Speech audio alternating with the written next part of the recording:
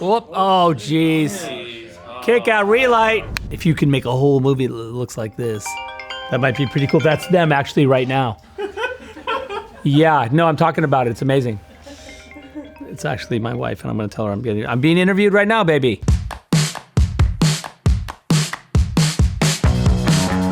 $300. Give them nothing, but take from them everything. Stay!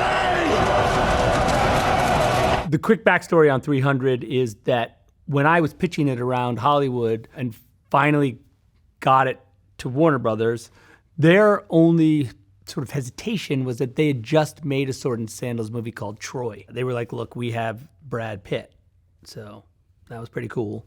What do you have? And I was like, well, I have a comic book, and I think that's cool. It's weird. We're not going to shoot any of it outside. And they were like, what? It's a Sword and Sandals movie that takes place in Greece. And I was like, yeah, I know. We're going to make it look like it's outside, sort of, in a weird way. It's going to look like this comic book. And I held it up. And they were like, I don't know if that's cool. And I go, what if we do a little, let me shoot a small sequence so I can show you what I'm talking about? And they, semi-reluctantly, but pretty, with small enthusiasm for the artwork that we had created, said, okay, let's see it. I thought in my mind that if we had cuts in it, or that if it was an edited sequence, they would assume that that would be the editing style of the film. And I didn't want to sort of paint myself into a corner yet. And so I designed it as one take, like one continuous camera move. The cool thing about it was that when the studio saw it, of course, Alan Horn and Jeff Robinoff were like, okay, this is actually nothing like we imagined. So they were like, if we could do that, if we could make that shot 2 hours, that would be something no one's ever seen. And I said, okay, well, yeah, yes, we're on the same page. And so that was really the thing that actually made the movie get greenlit and happen. I'm pretty straightforward when it comes to what I'm looking for from the sort of body image, and that was pretty much what Frank had drawn. I had coffee just here in Burbank with Mr. Butler, and while I was telling him what, I get all animated, so I was standing up and I was like, and then you're like this, and then you're, whatever. And then he was like, that's awesome. That would be so cool. Meeting him, I felt like, he has kind of the size and he's got the kind of confidence, I thought, is what Leonidas needed. And he had it. I did say look, the truth is the costume, pretty much a leather bikini bottom. And that's kind of it. You're gonna have a cape, but, other than that, and some sandals and a shield, but that's not really gonna cover you.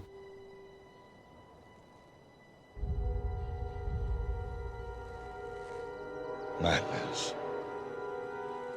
This is Sparta! That sequence, it's iconographic because of his delivery. I think that was the thing that he was referring to, right? When he's like, this is Sparta. He did it a couple ways, and then he goes, I'm just gonna try something.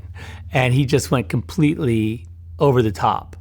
And I came out and I'm like, that's it! And I think that kind of gave him an idea about what he was in for the rest of the movie, because I said, look, the whole thing is larger than life, it requires a larger than life response. And so he did rise to it pretty awesomely. The one thing about also the actual kick itself, the thing about it is the guy that we got was a local guy from Montreal, the guy who gets kicked.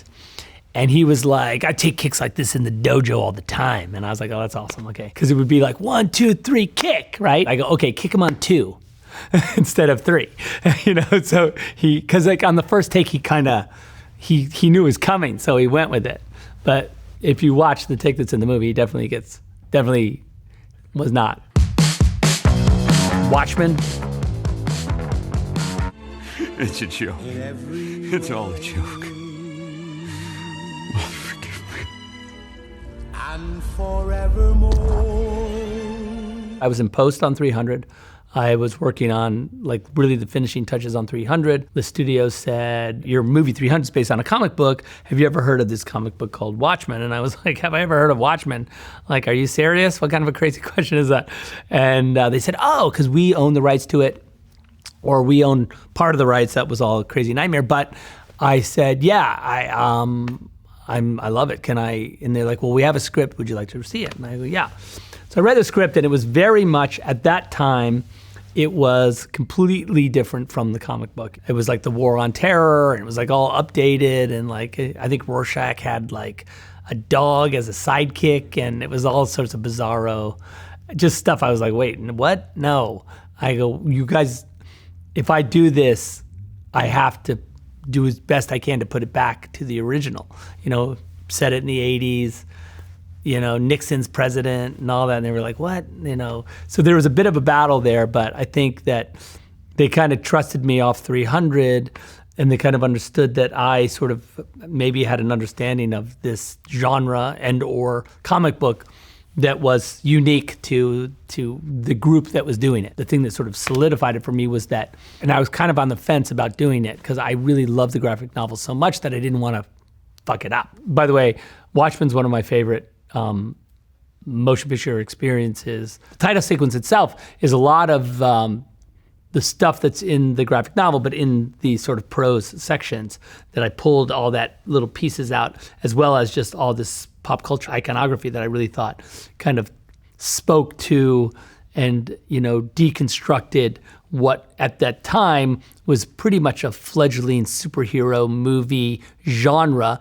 The genre was doing well, but it by no means had reached the insanity that it would reach over the last 10 years. When Chris Nolan and I were talking about it, when I was going to do Man of Steel, and when we were talking about me doing Man of Steel, and he was saying that like Watchmen, you know, in the way that it exists, it actually is commenting on a sort of superhero motion picture genre that hasn't evolved to the point where it should be commented on this way. But we thought that by the time the movies were at that point, you know, that you know, Watchmen had been released a little too early. I always just assumed that they were just the toughest possible humans, but I personally don't think he has necessarily like supernatural power, you know? But like even when he's fighting, like Ozymandias is like the best humanity can get, right? Like Ozzy's not, he catches the bullet, and even in the graphic novel, he catches the bullet, but only because he's just like overtrained himself to this extreme. That's my philosophy about it.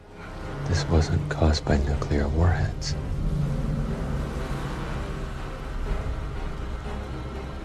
It was me. The reason I switched the squid to Manhattan was for a couple reasons. One, at the time, and I think if I had more time, I would have included the squid, but I didn't think I could tell the story in the confines of 3 hours and give the squid his like enough backstory where it made sense to the audience and didn't appear out of nowhere. And also I felt that there was symmetry to pinning it on Manhattan. I mean, I love Jeffrey. I made him Bruce's father in Batman vs. Superman. You know, he's just like got this kind of incredibly handsome, kind of rugged, good looks that make him very masculine, you know? And I think that, you know, for the comedian, I really wanted that kind of, that vibe.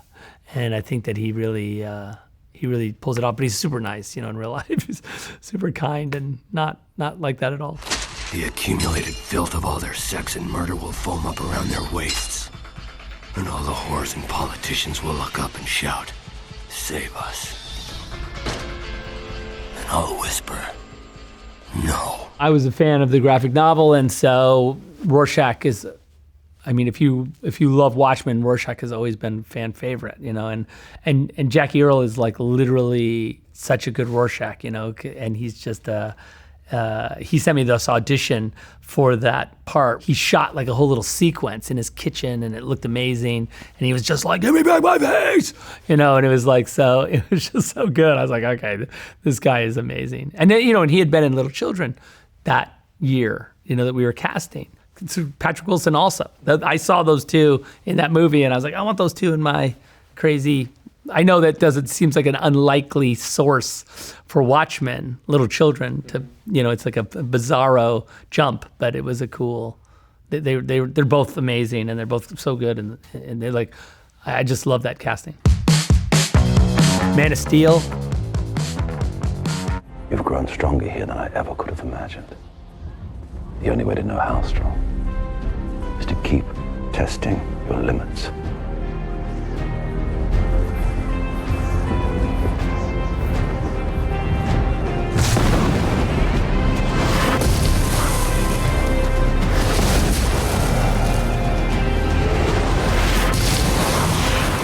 We were finishing Sucker Punch. I got this call from Chris to say, hey, what do you think of Superman as a character? I'm like, what about him?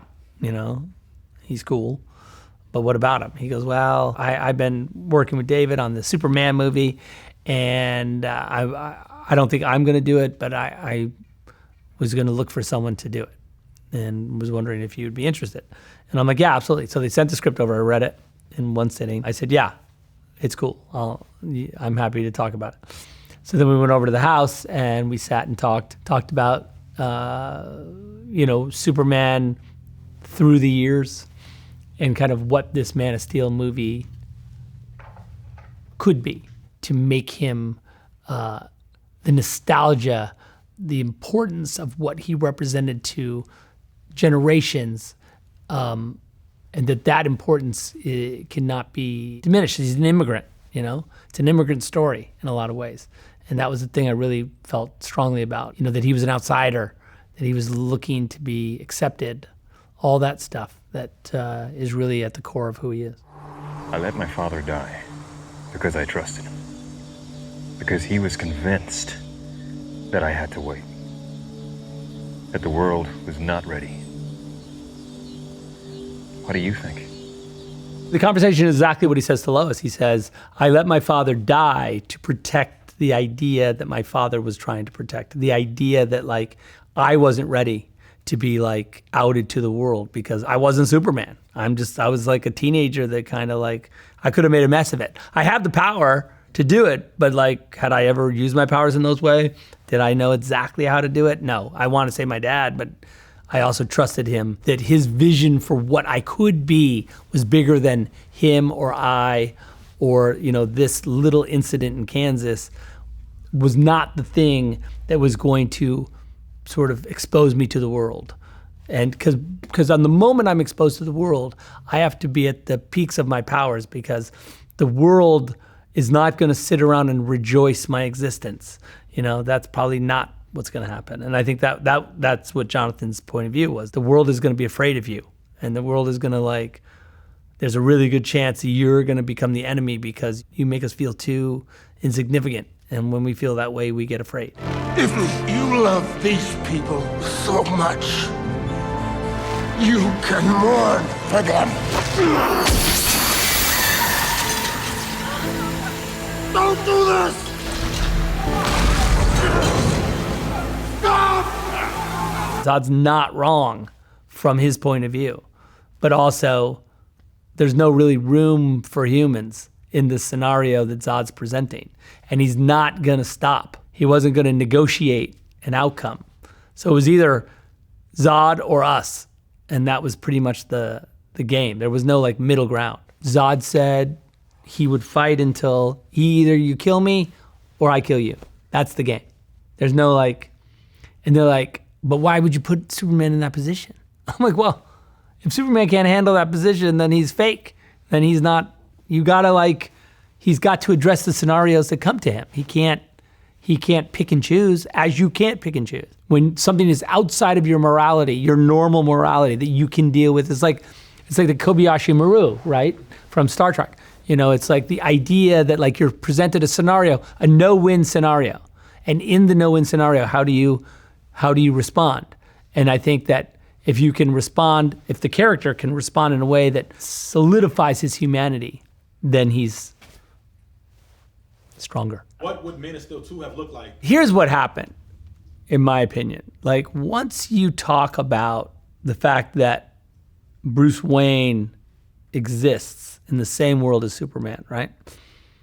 Then you are into a Batman concept. You have to finish that thought. Now, Man of Steel 2, if you were to make it, with Brainiac or whatever you're going to do, which it certainly could have been, and maybe that's it. You hold it off for a movie, and that's possible. I just felt like I needed to know what Bruce's take on this was. Like Bruce's take on the near destruction of the world. And it really depends on how important you think Batman is in the Trinity. Because the truth is, Batman can't do anything necessarily immediately to stop Superman. Superman was the most realistic movie I've made, which I thought is a cool thing to think about. Like, for me, the most grounded sort of naturalistic film that I've made, and I did that on purpose, was a movie about a guy who could fly. Batman versus Superman. I know the reaction was pretty like, everyone thought it was insanity. Well, here I am. Bruce, please. I was wrong. You have to listen to me. Lex wants us.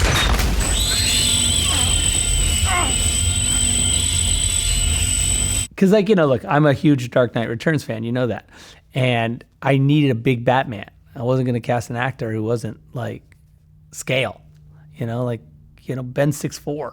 With the boots is 2 inches. He's like 6'6" in the boots. With the muscle suit and everything, he looks like he weighs like 285. He's like a gigantic presence. And I just felt like, for me, that idea, and I had gotten photos of him and like doodled the cowl on his face and was like, that chin is just, he's just, iconographically, he's like so Batman.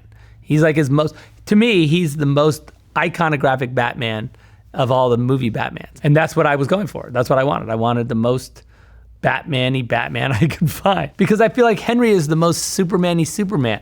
And so like the two of those guys together, you really have like a real, in my opinion, a very much like comic book come to life meeting. When those guys go head to head, you could rip it right out of the pages of the comic books. More likely than not, these exceptional beings live among us. The basis of our myths, gods among men upon our little blue planet here. You don't have to use a silver bullet, but if you forge one, well then, we don't have to depend upon the kindness of monsters. Other than Jesse, I talked to DiCaprio, had lunch with him about it. I had talked to Jesse briefly before that about it. I had gone after him because I really thought, in my mind, he was the most modern Lex that I could think of, because he's all about just outsmarting everybody.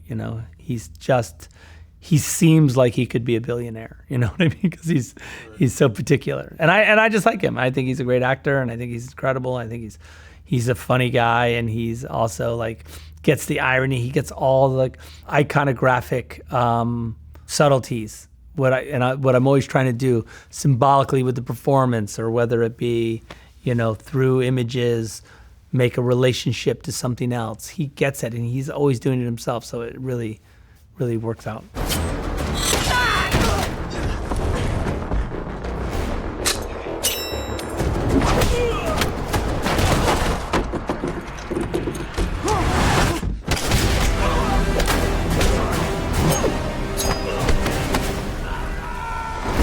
Even in just the first conversations I had with everybody, is like, we're going to do a quintessential Batman fight scene in this movie that's really going to kind of establish, in my mind, what I want to see from Batman when he fights. I just really wanted to just have the most brutal sort of, like, you really see why Batman is Batman, and that's what the sequence was all about, and we shot, it took like a week and a half to shoot it, and it was the first thing we shot when we shot the movie. We hadn't shot anything. We shot that fight. You get to make some awesome shots, like right out of the box, and you're just like, okay, this is gonna be good. This is gonna be fun. Stop! Why did you say that name? It's his mother's name. It's his mother's name. When Chris Herrio and I were talking about it, he said, like, that their mothers have the same name. And I was like, oh, that's crazy. I never thought about that. And he goes, yeah, like, imagine that Batman sees Superman as an alien, as a monster, but realizes that his dead mother has the same name as this thing that he considers non-human. Like, that's going to get him. And I'm like, that is going to get him. That's amazing. What else could he say to Batman holding the kryptonite spear? He's about to plunge it into his heart. Like, what is he going to say? Like, what is he going to say to convince him that his love of humanity is as high as Batman's? I mean, really, Superman killed him in a second, like literally in a second. So that was why, I was like, okay, well, he's got to play every possible trick. Would you ever revisit that? Of course. I think Ben's an amazing Batman. I mean, look, there's a version where, I always talk about this, but like, could we do Dark Knight Returns? But with my original cast, that's a thing that could be cool. Things like that. It's always fun to talk about. You love your myths and you love your mythic characters. So you have a character like Batman, right? Who is all of his things. He's his backstory, he's his costume, he's his canon, he's his code of ethics. All of that together make Batman. I think in the fandom, there's this need to enshrine those characters and not fuck with them, which I totally get on one level. But on the other level, for me, I think that like in order to understand them and also to test them and to make them worthy of the worship that we give them, sometimes you have to stretch the edges of the character to see if it can hold up to it. And that's a thing that I've found really fascinating and interesting and keeps me into it. And it causes me to sometimes take the characters to places that are a little darker than you would like, what you would consider out of canon. I understand canon of those characters, I promise you.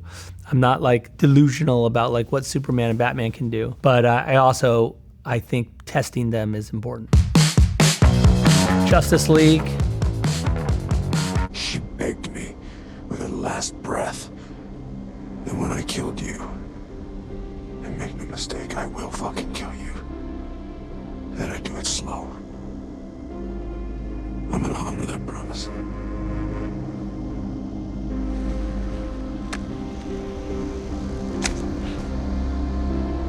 I was endeavoring to meet the studio mandate of, getting the movie down to 2 hours, but I always had my director's cut as like the thing that I knew was the actual movie. I lost my daughter to suicide during that time, and I really did try and stick it out as best I could, but in the end, my family and everything that was going on was too much, and we stepped away from the movie. When we stepped away from the movie, it was my impression that the movie was close to being finished. Famously, I've never seen the version of Justice League that was created in my absence. Only suffice it to say that when my wife and Chris saw the movie, they told me never to watch it, and that it kind of is what it is. Once the movie came out, there was a bit of a drumbeat among my fans that this is not the movie, right? There's something's funky. Once I left the movie, I really had no contact with them, to say good or bad. I just said nothing. So the fans were like, well, there has to be a Snyder cut. There has to be a version of the movie that we're not seeing.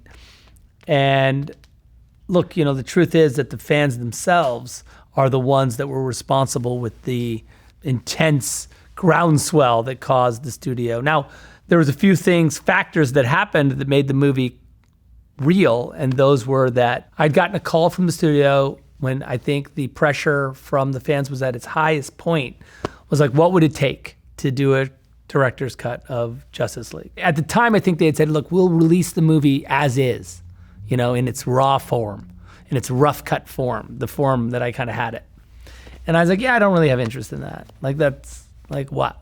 Like, what's good about that? Like, no one wants to see that. I said, would you mind if I came to Warner Brothers and told you what it would really take and what the potential of it could be?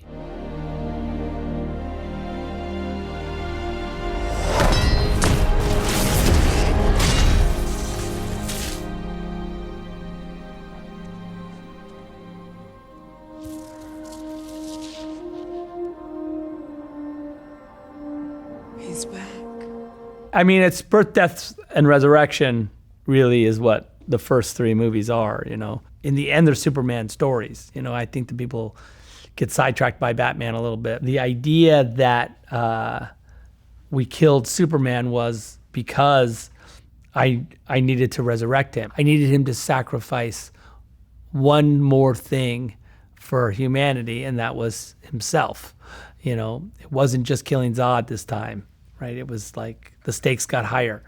And I think that in his death and resurrection, he goes almost full circle to like being kind of what I would consider as like the purest form of Superman. He's on his way to that, right? Because his battle with Darkseid was going to be the battle, the quintessential DC battle, of all time, because Superman v Darkseid is kind of that's it. I don't know what else you're going to do after that. We're like, I'll quit. We talked about briefly the whiteboards that we had put up in Dallas at the gallery at the release of Justice League. You can look them up online. I think they exist somewhere. But anyway, those whiteboards, they kind of map the story of where we were going to go with the other two movies that were going to come after Justice League. At his peak, he was going to have to succumb to the anti-life, be destroyed, turn the clock back, and then get his chance for the, for this battle against Darkseid that would, if you will, sort of finish his like trilogy of like becoming this guardian of the planet and sort of return him to his humanity. That was our hope. Ready the Armada. We will use the old ways.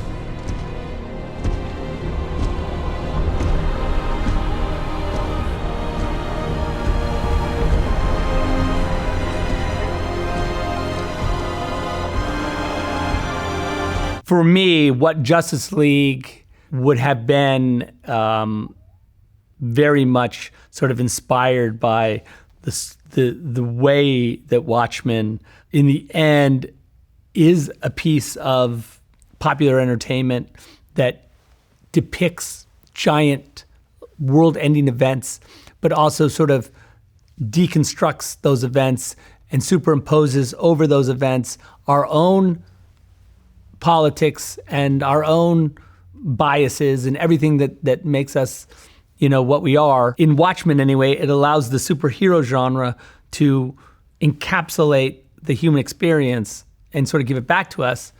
And I would hope that our Justice League movies would have done the same thing. I feel like the Justice League movie that I got to make was like the opening chapter in what would have been a very much a life-affirming, but also life-deconstructing event where we really sort of took superheroes and understood why. I constantly am doing that anyway, but I want to know the why of these superheroes as much as anything. Do you feel like if you got to get off what you wanted to get off without interference, that the superhero genre would be in a different place? My thing is always, what can I do to tell the stories that I want to tell, And so I don't know what my finishing sort of DC saga would have done to the genre itself, but I do think that on one level it would have delivered to DC and to those characters the scale and the sort of operatic status that they deserve. In my opinion, the Trinity is that's it. Like Batman, Superman, Wonder Woman, that's it. There's a lot of other superheroes out in the world, right? You go to anywhere in the world, you have a shirt that says Superman, or just with the S. You can say to any kid, like, what's this? Superman, right? You know what I mean? Like any kid, doesn't matter where you are. And I would say that like, if you have, I can't even think of another symbol other than Batman, that you just go like, what's this? Even superheroes that I think are like the most iconic superheroes in the world, you still like go, what's this? And they're like,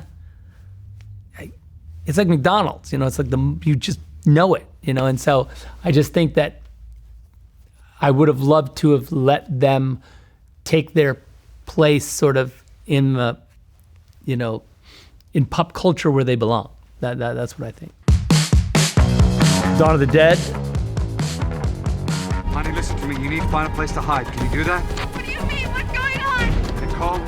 Oh, here's Andy. Oh my No! Tell her, get out! Nicole, listen to me.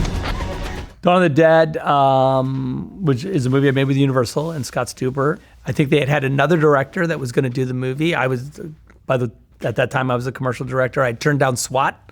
I was on SWAT, and I said, no, I want to make an R-rated SWAT. I want it to be hardcore. I want it to be like 300 with machine guns. And they were like, no, we don't want that. So I said, okay, that's fine. And I went back to making commercials. And I got this call from Eric Newman. He said, hey, what do you think of Dawn of the Dead? Is that zombies? I was like, zombies are cool. I like zombies. And there he goes, I'm going to send you this script. So I got this James Gunn script, a remake of Dawn of the Dead. Read the script. I was like, okay, this has a lot of, this could be awesome. I know exactly how to do this.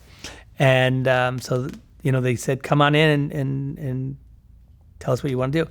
And I went in and I did the whole thing about running zombies, and it's going to be crazy and they're going to be so intense. And before I knew it, they were like, okay, cool, go do it. We shot it in, I think, 60 days for $20-something million. And it was like crazy. And it was super hard to do, but really I loved it. And I really was like, okay, this is, like, I'd always wanted to make movies, that's why I got in the business. And I'd been making TV commercials for 11 years out of college. And this was my chance. And it was an amazing opportunity. And I thank, Scott for seeing that I could do it. It's a fun movie.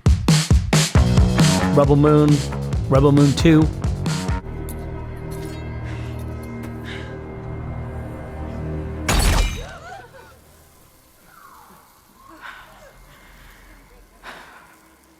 We're gonna have to fight. Part 1.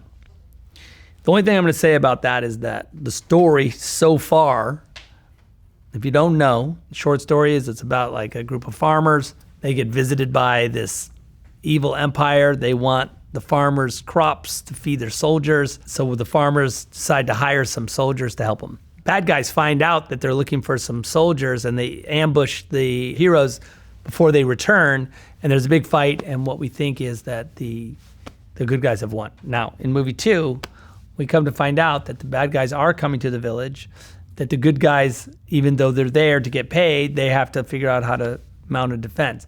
So the second movie is really a war movie. It's in contrast to gathering the team, it's really what the mission is about.